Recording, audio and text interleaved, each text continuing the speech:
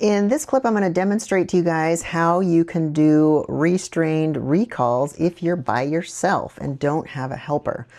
So what I have here is a biothane long line. There's no handle on it. It's very slippery. It's not going to catch on anything. And I am somewhat clumsily feeding it through the leg of my dog walk. My dog walk is very sturdy.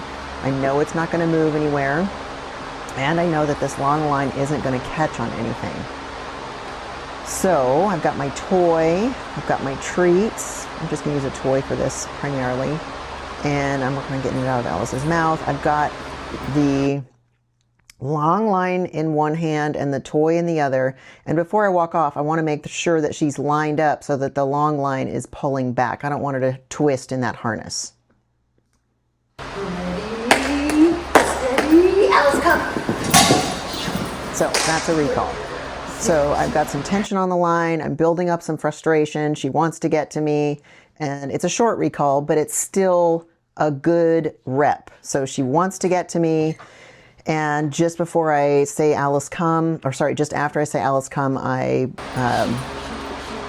release the tension and let her come to me. So I'm going to go back, thread through again. I can't remember how many I did, but I do try and do equal numbers on the left and the right. So you can see where I'm trying to get her organized and get her turned so that she's not going to twist out of the harness. See how she's twisted there? I want to make sure that she was the best one in that sense, but still pretty decent. Alice, come. And I released her almost at the same time as I said Alice come, which is... So that's 2. Play on the way back. Thread that leash, that long line through again. You want to do this on something that you know is smooth, that your long line's not going to catch on, that the dog's not going to like drag over the dog walk or something like that. So you need to do it low enough that they're not going to tip it over.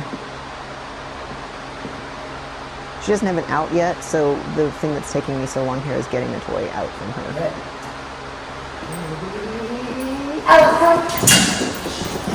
So it's not a big long distance recall, but it's definitely a good alternative if you're by yourself. So playing all the way back. Threading the line through again.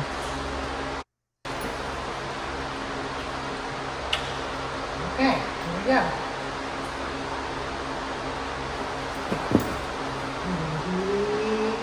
Alice, come.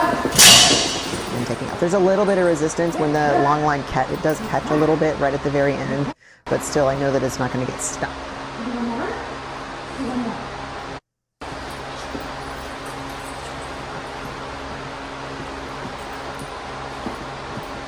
I'm probably going to regret letting her do that on my leg, but at the moment it's pretty cute. I'm sure I'm going to regret it. At some point I'm going to have to eliminate that behavior. So you can't have a 60-pound dog grabbing my leg like that. She'll take me out. And as it is, my ankles are pretty scratched up lately. Okay. Through your leg, girlfriend. That's not good. So we can't have the long line. Make sure the long line's not twisted around their leg. Make sure that it's not cutting under their neck or anything like that. You want to make sure that this setup is as safe as possible. Your leg again in 2 seconds. Silly. Silly girl. Lined up. You don't want to get yourself cut up in the long line. See how I flip it over there? I want to make sure that she's going to pull correctly on it.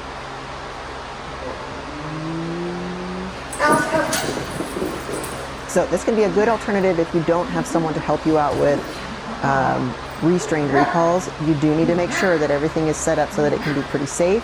And you're probably not going to get a lot of distance out of it, but it's still better than 0. This is another good option if you want to get a little bit more distance and duration and arousal out of a recall. So this is going to be a variation on a food toss recall. And you're going to see pretty quickly that it's about to lose its utility. This is the first time I've done this, and after just a couple reps, it's going to stop being a viable option pretty quickly. This is an easier option with smaller puppies. And if they're a little bit less precocious, it'll be an option for longer. But pretty quickly, you'll see. Okay, so what I'm doing here is I've got a handful of treats, maybe 3, 4, 5 treats, and I'm scattering them. So I'm scattering the treats. She goes for the treats. I take off to get to the other side of the tunnel, make sure she sees me when she finishes those treats, adopt a position that makes it look like I'm about to take off for a game of chase, and then take off. You have to evaluate which way you think your dog is going to go, and you might play a little bit of a game of chicken before you finally take off. So that was rep 1. Now I'm going to throw some treats in the other direction. Yep, I went the wrong way, so she caught me too quickly.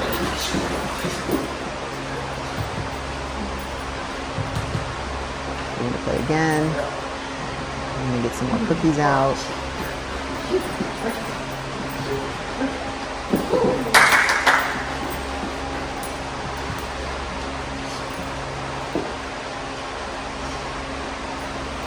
I can't remember if this was, it might have been another clip. I'll include another clip here because I don't think this shows it. So hold on. So this is another clip of Ring Around the Tunnel. And I'm going to toss some cookies. This was just another short clip that I got so that you guys could see how the game progresses. So this was immediately after the first video. Tossed some cookies. And she's already starting to give up on the cookies because it's going to be more fun to chase. And you can see right there, that is signaling the end of the utility of this exercise is near. Because the second she figures out how to go over the tunnel, I'm not going to be able to use it as a barrier. So we're playing a little bit of back and forth. That's going to develop a little frustration when she figures out how to go around.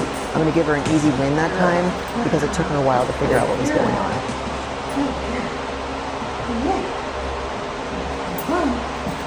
So this next rep, if I remember correctly, she didn't eat all the treats. So chasing is more fun than treats, and that's another signal to me that this exercise is about to finish, because she didn't finish all the treats, and I wasn't able to get away quickly. And you can't move away quickly, because if you move away quickly, you distract them anyways, and they're going to catch you. So that one, she definitely missed a couple of treats. There was one under the tunnel bag that I had to go back and get later. So she didn't finish all the treats that time either, but I kind of expected it, and so I got a little bit of a head start.